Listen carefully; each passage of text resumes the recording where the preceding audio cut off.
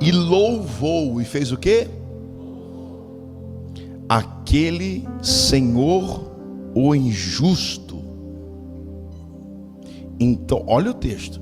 E louvou aquele Senhor o injusto. Não louvou o justo, o injusto mordomo, por haver procedido prudentemente, porque os filhos deste mundo são mais prudentes na sua geração do que os filhos da luz. Diga amém. Quem quer entender a palavra, diga glória a Deus. Vamos lutar para a gente entender em 10 minutos, para poder comer ali. Estou escutando o cheiro que está pronto ali, o cuscuz, meu Deus. Pai, eu preciso tanto entender a Tua palavra. Eu preciso tanto ter força para viver a Tua palavra. Perdoa se houver pecado, derruba se houver barreiras, mas fala com cada um essa noite. É a oração que faço em nome de Jesus. E aquele que crê, diga amém. Vamos entender o texto, e eu quero apenas contextualizar para você. O capítulo 15 de Lucas é um dos capítulos mais conhecidos da Bíblia, porque ele contém 3 parábolas consecutivas, as mais conhecidas da Bíblia, que são 3 palavras conhecidas como as parábolas das coisas perdidas. Começa com 100 ovelhas. Quantas? O pastor diz assim a parábola, no capítulo 15 diz assim: e uma ovelha se perdendo, quando o pastor chega no aprisco, e ele vai contar que ele vai descansar e põe no aprisco, tem até a porta das ovelhas em Israel, onde os viajantes viajavam com suas ovelhas e deixavam lá no aprisco, né? Um lugar de segurança. Aí ele vai toda vez, todo dia. Se você pegar isso aqui, já valeu você ter vindo. Todo dia o pastor conta as suas ovelhas. Se faltar alguma, ele deixa todas e vai atrás daquela que não está junto, aquela que se perdeu no meio do caminho. Então a ovelha se perdeu.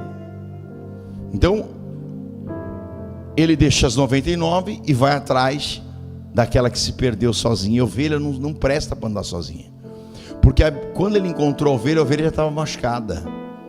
A ovelha estava só desesperada, porque a ovelha depende das outras ovelhas e depende do pastor para se proteger, porque a ovelha, ela anda em banda. A ovelha não foi feita para viver sozinha.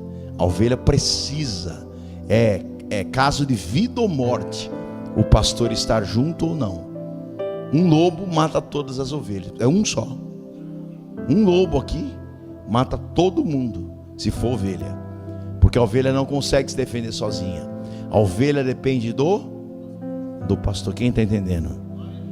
Então, se você pensa que lá fora você vai conseguir vencer sem Jesus, o diabo está te enganando. Ele vai te destruir, porque ele quer fazer de conta que você consegue vencer sozinho sem Jesus, que é o bom pastor. Mas a Bíblia diz que ele conta e tem 99, falta uma. Ele vai atrás daquela uma que falta. Depois ele conta a parábola de uma mulher que tinha 10 dracmas. Quantas? E aí ela perdeu uma dracma, e ela perdeu essa dracma dentro de casa. E a Bíblia diz que ela não se conformou em perder um valor. Olha aqui para mim, irmãs e irmãos. Ela tinha quantos valores? Vamos falar que cada dracma é um valor. Amém? Quantos valores ela tinha? Quantos valores ela perdeu? Tem gente que fala: perdi um valor aqui, eu perdi algo, mas não tem problema. Tem problema sim. Deus vai restaurar os seus valores, não importa quais sejam. Faltou um, ela foi procurar um valor. Então como que você encontra o seu valor? Primeira coisa, tem que clarear as coisas. Por isso que Deus é luz, Deus vem e ilumina. Quando você está nas trevas, por isso que a balada é no escuro, a prostituição é no escuro, tudo é escuro. Por quê? porque o escuro esconde. Parece que está tudo bonito, mas está feio. Aí quando vem o dia que realmente o sol aparece, a coisa fica estranha. E essa mulher, a primeira coisa que ela faz é colocar a luz para encontrar um valor que ela tinha perdido. Ela tinha perdido. Só que ela não se conformou em perder um. Tem gente que perde um, perde dois, perde três, pensa assim: ah, eu tenho 5, 6, 7 ainda dá para viver sem esse valor. Mentira do diabo. O que Deus te deu, o diabo não é para roubar e nem para você perder. Você tem que cuidar daquilo que Deus te deu. Olha para essa pessoa, se você quiser, e diga assim para ela: cuida bem daquilo que Deus te deu. Então isso é uma sabedoria. Então o pastor vai atrás da ovelha, encontra, põe nos ombros, traz de volta para o aprisco, cuida dele. A mulher perde um valor de 10, né? O percentual vai baixando, né? 100 para 1, quantos por cento? 100 para 1 é quantos por cento? 1%. Jesus Cristo. Quando o pessoal foge da escola é complicado. Esse negócio de você fazer a conta só no celular, você fica ruim mesmo. Aí você pega 10, perde 1, é quantos por cento? Aí sim. Tá vendo? Não é só jockey que você sabe, filho. Tá vendo, né? E 10%. Só que não acaba aí. Tem mais uma parábola. 2 filhos. Um se perde. Um decide ir embora. Eram 2. Um foi embora. Quantos por cento se perdeu? 50%. Então há uma progressão de perdas. Sabe o que Jesus está falando? Que quando ele estiver próximo para chegar, muita gente vai se perder. É uma progressão, a coisa não vai melhorar, vai piorar. Então não espere melhorar as coisas. Você tem que cuidar de você. Você tem que melhorar. Você tem que se aproximar de Deus, se manter em Deus. Não olha para os escândalos do final dos tempos. Não olha para a direita nem para a esquerda, mas olha para Jesus. Olha para aquilo que Jesus fez na tua vida. Senão você vai parar no meio do caminho. Amém? Então a Bíblia diz que esse filho, ele pede para o pai: pai, dá a minha parte da herança, que eu quero ir embora. Se você só recebe a herança depois que o pai morre, irmão. Então para ele falou: pai, o senhor está vivo ou morto, para mim não importa, o que eu quero é o meu.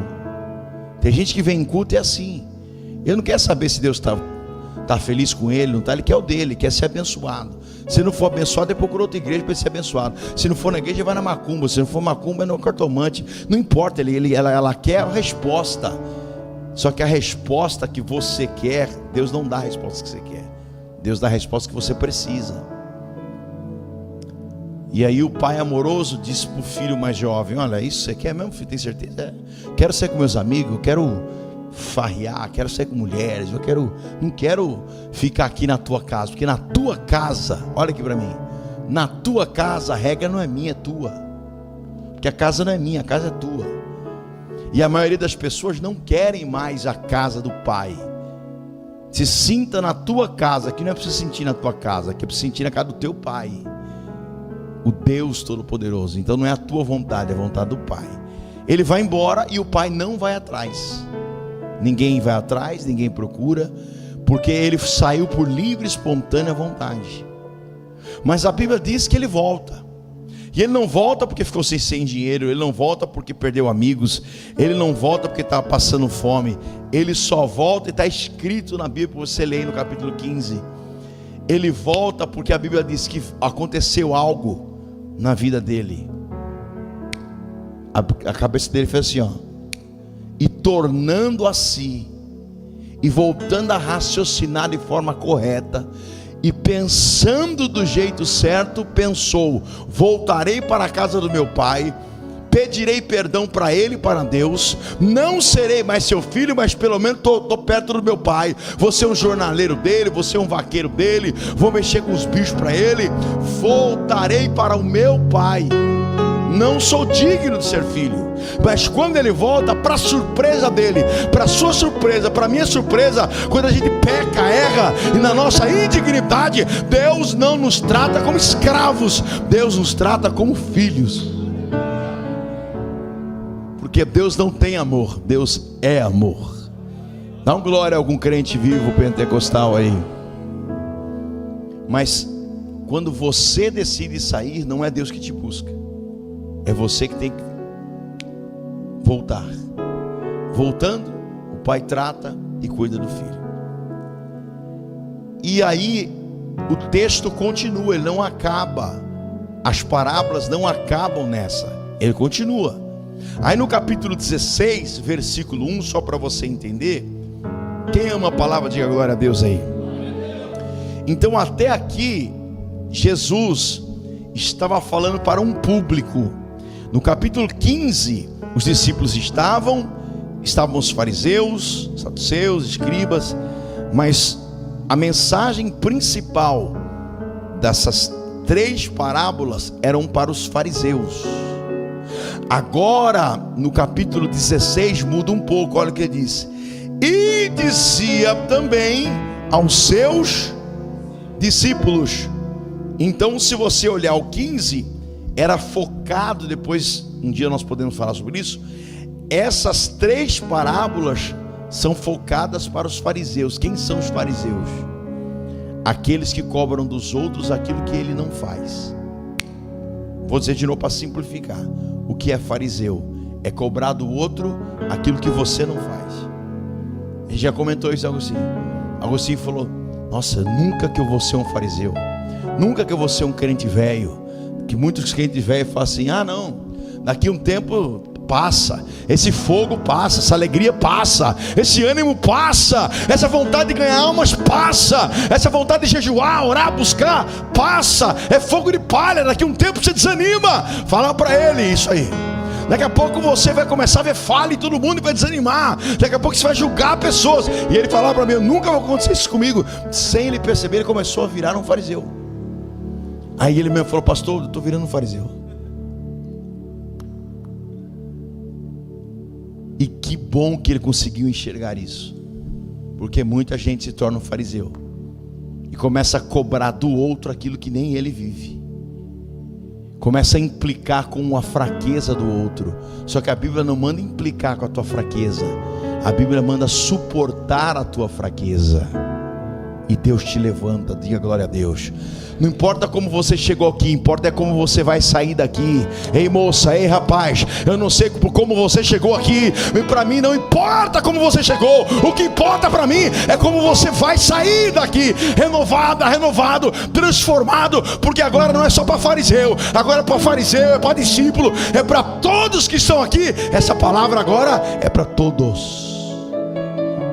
Quem está entendendo, diga glória a Deus. E aí ele conta então essa parábola do mordomo infiel. Mordomo infiel. E o mais interessante do texto que a gente leu é que ele elogia alguém injusto. Vamos ver quem está nessa parábola. Nessa parábola está assim, ó. Ele dizia também aos seus discípulos: havia um certo homem rico. Repita comigo: homem rico. Diga assim: um mordomo. Isso. Homem rico, mordomo. Esse homem rico, ele trabalhava com azeite, ele trabalhava com farinha, trigo. Esse homem, ele tinha um comércio. Então nessa parábola vai ter um homem rico, vai ter o mordomo que cuidava das coisas desse homem rico, vai ter as pessoas que compravam azeite, farinha, derivados de trigo. E nessa parábola, esse homem começa a trabalhar de forma injusta. Ele começa a lesar esse homem rico. E aí pessoas começaram a perceber, está no texto, vou rápido agora, perceber que ele estava lesando o homem rico. E chegou até o fazendeiro: olha, você tem um mordomo lá, mas seu mordomo é problemático, está te roubando. E ele, percebendo isso, logo chamou os camaradas na venda, no comércio, e falou assim: olha, quanto que você deve aqui? Ah, eu devo 100. Vamos botar aqui que você deve 80. Já trocou lá. O outro veio, Quanto que você deve? Eu devo 100, vamos voltar que você deve 50, tá bom para você? Foi lá, colocou 50. Veio outro com, olha, devia isso, botou, era 70, depois 30. Agora você deve 30. Assina aqui, ajeita aqui, que pagou, que fez. Por que ele fez isso? Ele falou, não, porque você é perigoso ser mandado embora. Eu acho que você mandado embora. Então eu preciso da amizade dessas pessoas. Eu preciso que essas pessoas me queiram bem. Porque se o meu patrão me mandar embora, eu tenho onde bater a porta. Eu tenho pessoas para me acolher. Então ele foi muito ágil, ele foi muito rápido. E olha só o que o texto fala: que quando o homem rico veio para perguntar sobre os negócios, e ele descobriu tudo que ele estava fazendo, ao invés de ele castigar aquele homem, ele louvou aquele homem. Jesus contando uma parábola, uma história que não existe, essa é apenas uma ilustração. Ele louvou aquele homem, disse, olha, você é inteligente, você foi ágil, você foi rápido. Aí ele fala, aqui no texto, se você olhar um pouquinho mais para frente, você vai ver aqui que ele fala assim que os filhos, né, no versículo 8 mesmo, que os filhos das trevas são mais rápidos, mais prudentes do que os filhos da luz. Olha o que ele está explicando aqui para nós. Ele está explicando o seguinte assim, ó, as pessoas, por causa das coisas que vão passar, trabalho, dinheiro, amizade passageira, eles são ágeis, eles são rápidos para as coisas que vai passar, porque irmão, daqui a pouco amanhã você não está mais aqui. Mas ele disse assim, olha só, eu louvo esse homem aqui, porque ele foi ágil, ele foi rápido. Ele percebeu que ele ia perder o emprego, já ajeitou aqui, ajeitou lá, correu igual você. Olha, vai fechar o negócio aqui, já vou abrir lá, já vou correr lá, já vou fazer, corre para tudo. Não é assim que a gente faz.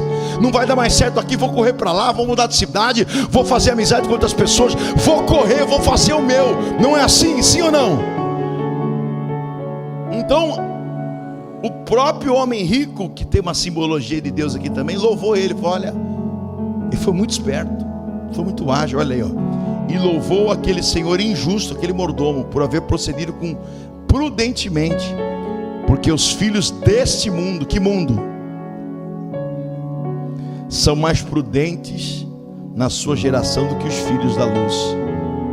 Ele está querendo explicar o seguinte: não é que ele está elogiando o que a pessoa faz de mal. Ele não está dizendo que aquele que é esperto leva vantagem. Não é isso que ele está falando. Ele está explicando o seguinte: olha, se uma pessoa mundana é ágil, é rápido para coisas passageiras, porque esse homem, se você vai ler depois do texto, vai falar assim, olha, se o senhor me mandar embora, não me manda para a agricultura, não dá para mim cavar, capinar, porque eu nem força mais tenho para trabalhar na agricultura. Não me manda para lá, para cá, eu não consigo. Se eu virar mendigo, eu não tenho nem coragem de pedir para ninguém dinheiro, então não dá. Ele se preparou, ele ficou prudente. Ele estava se preparando para quê? Para a velhice dele, para o final. Você não está entendendo, vou dizer de novo. Aquele homem estava se preparando para o... E você? Está se preparando para quê? Mas o senhor está falando de quê?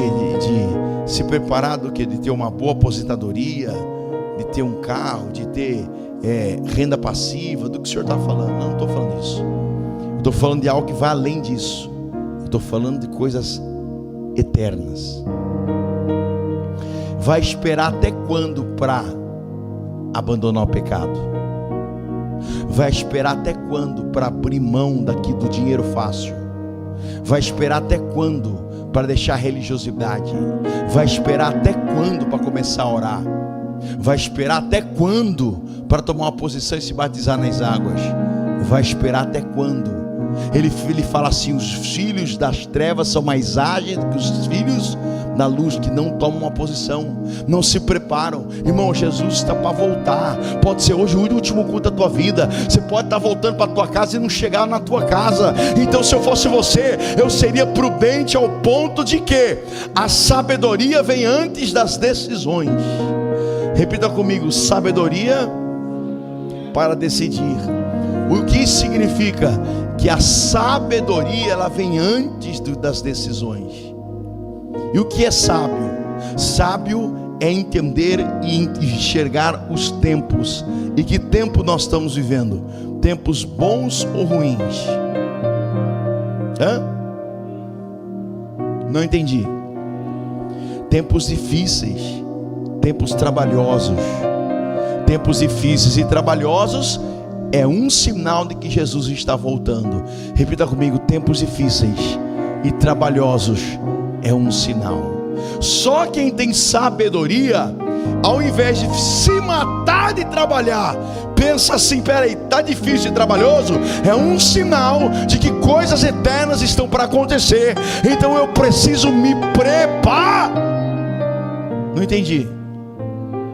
Para quê? As pessoas se preparam para casar, se preparam para passar na universidade, se preparam para passar no concurso público, se preparam para trabalhar, se preparam para um monte de coisa. Vai fazer uma cirurgia, tem que fazer, não é a dieta, é a preparação mais o jejum, não é isso? Uma cirurgia você tem que fazer jejum ou não? Até o animal tem que fazer jejum, não morre. Às vezes não jejuou a vida inteira, mas se precisar fazer uma cirurgia, 2 dias de jejum, você vai ter que fazer para não morrer. Você faz ou não faz? Faz na hora, você nem pensa. Mas para Jesus você nunca fez um jejum de 2 dias. Porque faltou o que para você? Porque o jejum clareia a tua mente. Não o jejum para ficar magro ou magra, bonito. O jejum para ficar forte. A carne enfraquece, mas o espírito fortalece. Mas tem uma coisa nesse texto aqui que eu não posso deixar de lado para vocês. Eu preciso falar. Toda a Bíblia, irmãos, ela ensina algo que não se ensina mais nas igrejas. É lindo dizer que você é filho, é lindo dizer que você é princesa, que você é príncipe, tudo isso é muito lindo. Mas a Bíblia ensina que você é mordomo. Olha para essa pessoa do seu lado e diga assim: se for mordomo é mordomo, se for mulher, moça, você fala, você é mordoma, mordomo. Fala assim, ou é mordoniza, não sei como que é em português. Mordomo, fala assim, você é mordomo. Vira para essa pessoa e fala, você é mordomo. Você é mordomo. Para que serve o mordomo? Cuidar. A primeira coisa que o mordomo faz é cuidar das coisas que não é dele. O mordomo não é mordomo dele, ele é mordomo das coisas dos outros. É ou não é? Então entenda uma coisa: quando Deus cria Adão, Deus fala assim para ele. As pessoas só falam essa parte aqui: e Deus abençoou e prosperou e fez Adão e Eva e tudo. Só que Deus dá uma direção para Adão e fala assim: Adão, está vendo esse jardim aqui, ó? Você vai ser o mordomo desse jardim. Mas como assim, Deus? Isso, o jardim é meu, mas você cuida. O filho é meu, mas você cuida, irmã. Não pegaram. A esposa, vai ser mesmo, Agostinho. A esposa é dele, mas Deus entrega para você e fala, você cuida. Quem está entendendo? A igreja que está aqui não é minha, é dele, mas ele entregou na minha mão e falou, mas você cuida, você prega a verdade, você leva esse povo para o céu, você corrige eles, você mostra a verdade para eles, porque você, quando eu chegar no céu, Deus vai falar, está vendo aquela igreja que eu te dei?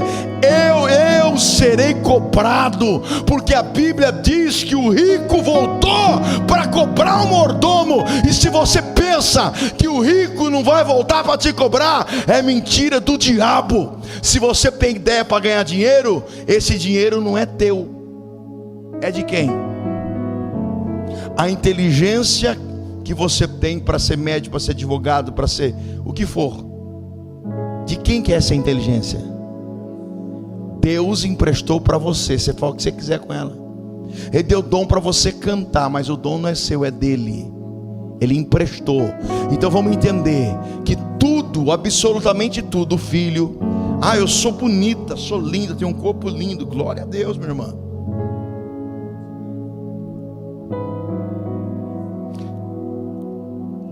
Beleza, inteligência, riqueza, o que for, é empréstimo.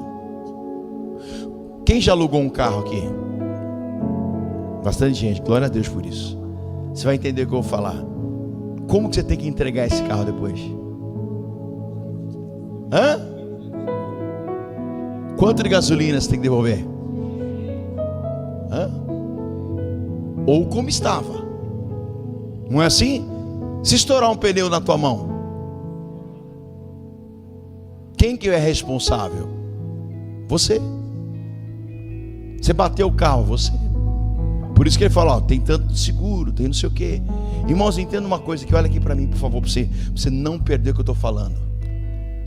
O homem rico está voltando.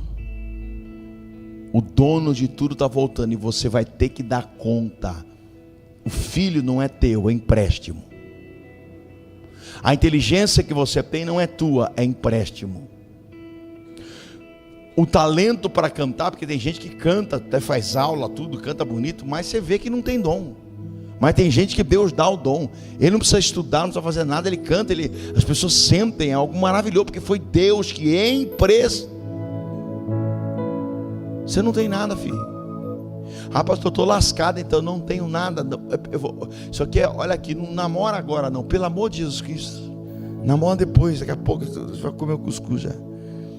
Olha aqui para mim que eu vou falar para você. Eu estudei tanto que eu até me perdi nos trem, tanta coisa.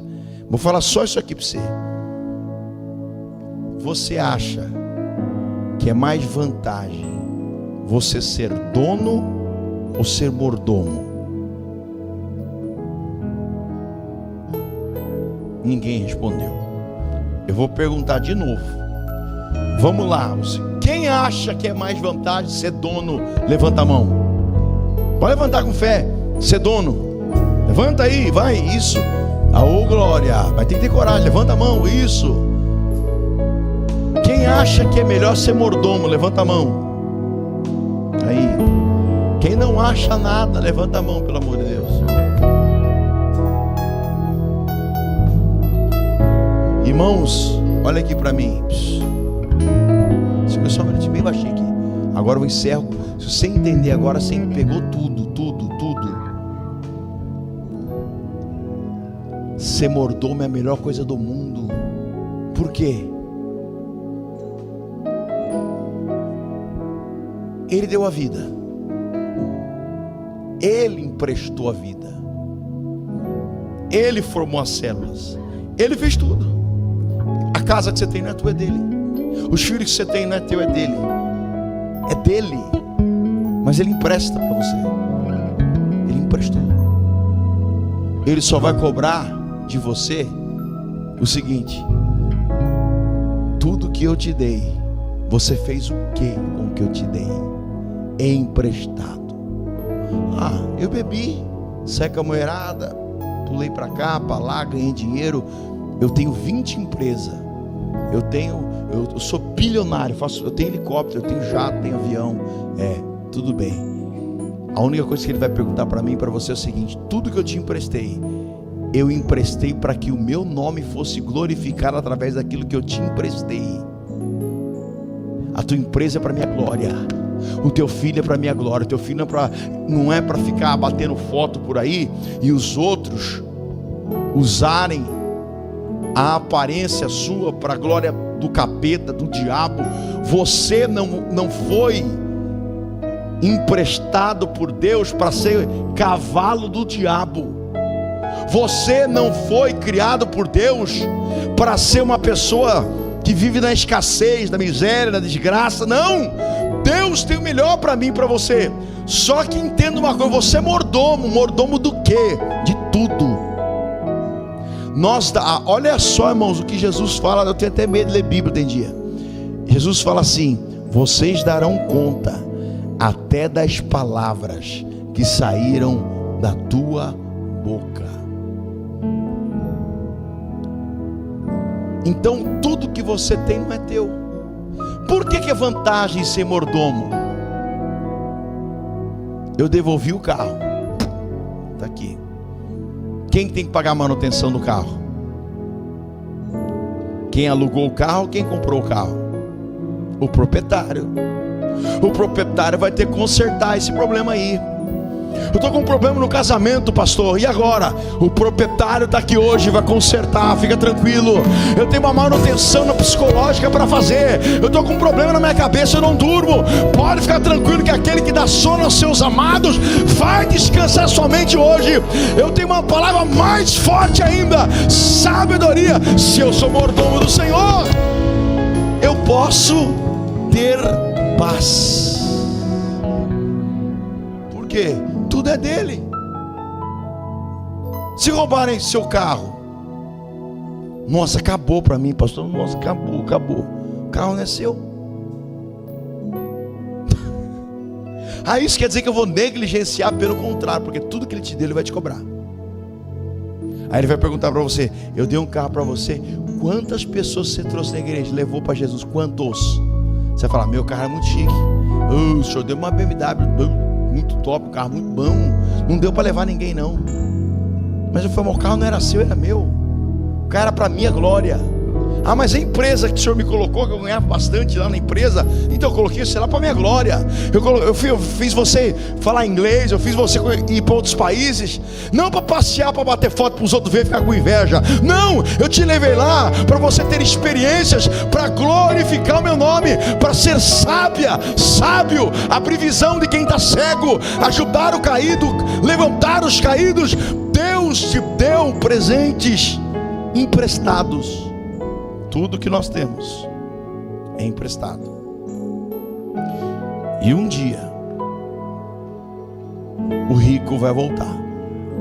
O Senhor volta e Ele vai cobrar de mim e de você tudo que Ele te emprestou. Olha para essa pessoa linda do seu lado e diga assim: Deus te emprestou tudo que você tem. Os rabinos ensinavam que o homem não é proprietário de absolutamente nada. Para os rabinos, eles ensinam até hoje isso, desde criança, que eles são apenas administradores, alguém enviado para representar os interesses do seu Senhor. Essa é exatamente a função do mordomo. Nós somos representantes de Cristo na terra. Vou dizer, sabe quem você é? Você é um representante de Jesus na terra. Quem está entendendo? Quem está entendendo? Só que o dono, ele pode demorar 100 anos para vir para você, 120, mas um dia ele vem. E quando ele vier e você partir, e haver a morte, que é a separação do corpo da alma, a sua alma, a Bíblia diz, e o corpo volta ao pó que era, e o espírito ao Deus que o deu. O que acontece? O espírito de vida que você tem, quem deu? Não ouvi. Vai voltar para Deus. Quando volta para Deus, Deus vai perguntar: e aí, como que foi a história lá? Ei, rapaz, é muitos pagodes, muita coisa boa fiz para mim.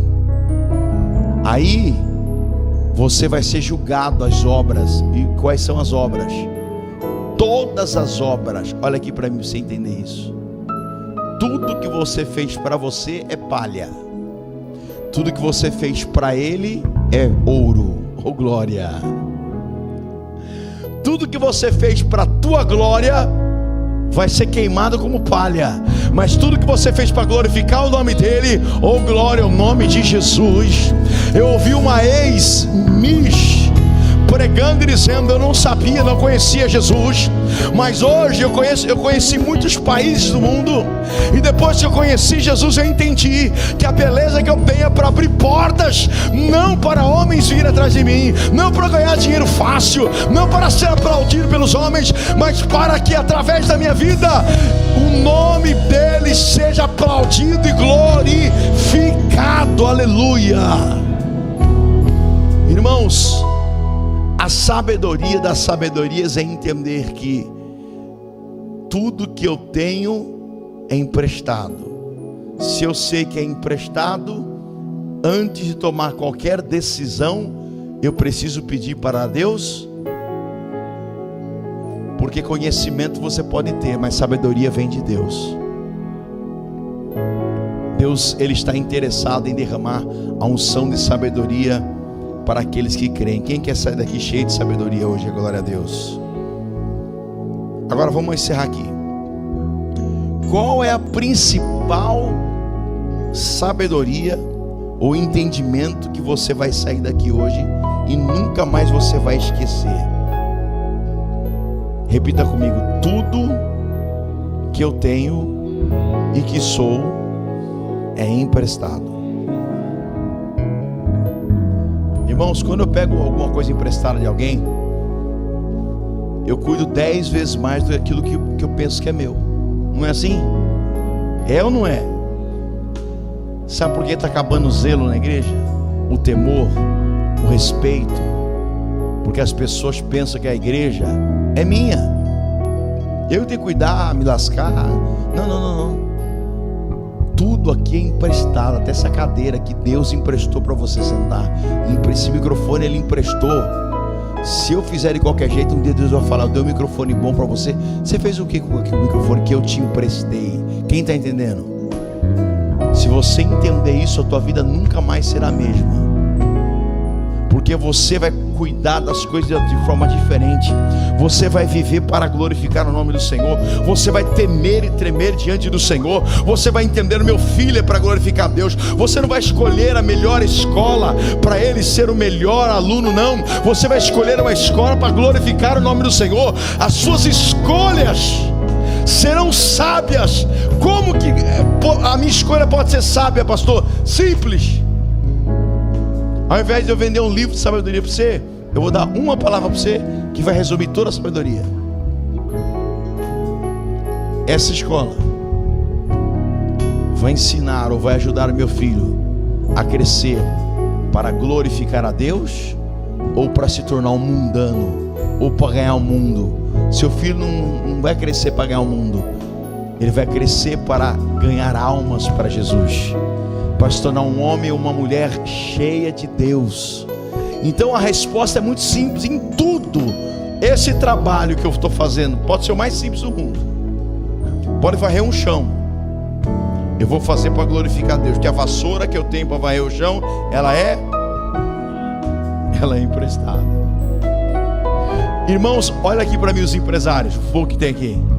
Você já imaginou ter um empregado que ele tem essa mentalidade?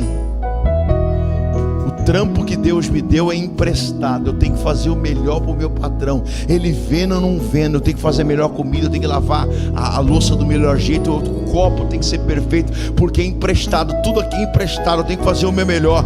Quando você faz isso, sabe o que acontece? Acontece o que aconteceu com Salomão. Salomão tinha sabedoria, e a sabedoria dele fazia com que ele entendesse que tudo que ele fazia era para glorificar o nome do Senhor, e tudo ele fazia para glorificar Deus. Enquanto ele glorificou a Deus, não precisou correr atrás nem um dia de dinheiro. O dinheiro correu atrás dele. Por quê? Porque a sabedoria gera prosperidade, e você vai sair daqui hoje cheio de prosperidade em nome de Jesus. Feche seus olhos, põe a mão no seu coração. Pai, eu quero profetizar sobre a vida de todos que vieram aqui hoje, que Deus removerá toda a confusão da tua mente e lhe dará direção clara. Eu profetizo que todas as decisões erradas serão interrompidas hoje, antes que produzam destruição. Talvez você veio com a sua mente aqui pesada, pensando em tomar decisões que iriam destruir a tua vida. Eu profetizo que o Senhor lhe dará hoje discernimento acima da média. Eu profetizo que portas que só se abrem com pessoas sábias se abram diante de ti. A Bíblia diz que a sabedoria é melhor do que armas de guerra. Não é você ter muitas armas, é você ter a arma das armas, a sabedoria que vem de Deus. Eu profetizo inteligência espiritual para administrar todos os recursos, família, propósito que Deus entregou nas tuas mãos. Como em Provérbio diz, com a sabedoria edifica e com a inteligência se consolida. Receba de Deus sabedoria e inteligência. Os planos de Deus são infinitamente maiores e melhores do que os nossos planos. Apenas honre ao Senhor com aquilo que você tem hoje, porque o que Deus tem para você é infinitamente melhor e maior do que você tem para você. Administre o que Deus te deu, honra o que Deus te deu, celebra o que Deus te deu, seja feliz com o que Deus te deu. Pare de se comparar com outro, porque a Bíblia diz que o Espírito Santo dá a cada um uma porção, uma medida. Você não pode dizer que Deus é injusto, porque Deus escolhe cada um e dá uma medida o quanto Ele quer. Para um Ele dá 2, para um Ele dá 3, para outro Ele dá 4, para um Ele dá 5, para um Ele dá 10. O segredo é o quanto Ele deu para você, é você administrar bem o que Ele deu e multiplicar o que Ele te deu, porque Ele vai vir e vai ver que você está administrando bem o que Ele te deu, e Ele vai gerar multiplicação em todas as áreas da tua vida.